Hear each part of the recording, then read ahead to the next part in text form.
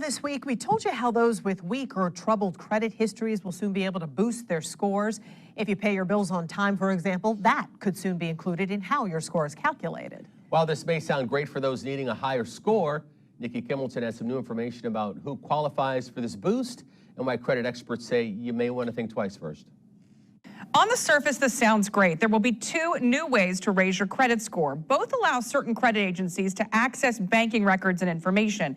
It's estimated that more than half of those who opt in are going to see a score increase, maybe on 11 to 20 points on average. To get it, though, you're handing over some very valuable information.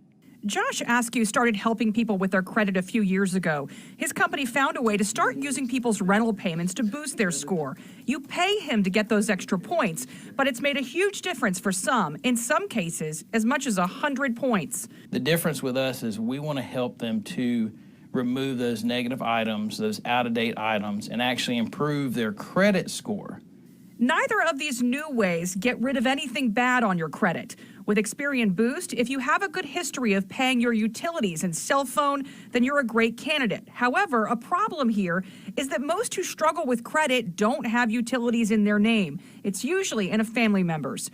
With Ultra FICO, you turn over access to your banking information. They look for overdrafts, on-time payments, and stability. But one of the requirements is a minimal of $400 in the savings or checking account in addition to paying their normal bills.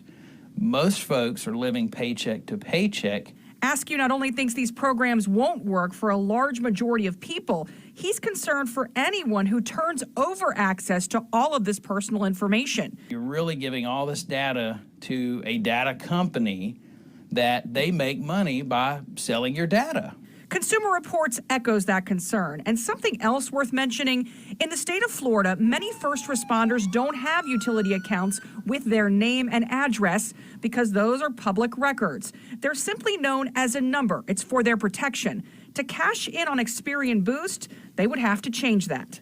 So here's the best news out of all of this. There are other options that can help you raise your score, not just paying someone like Askew to help, but there's a whole list of things Consumer Reports recommends that can make a huge difference in your score and build your credit. I've listed them step by step inside this story on the Consumer Reports page of news4jax.com.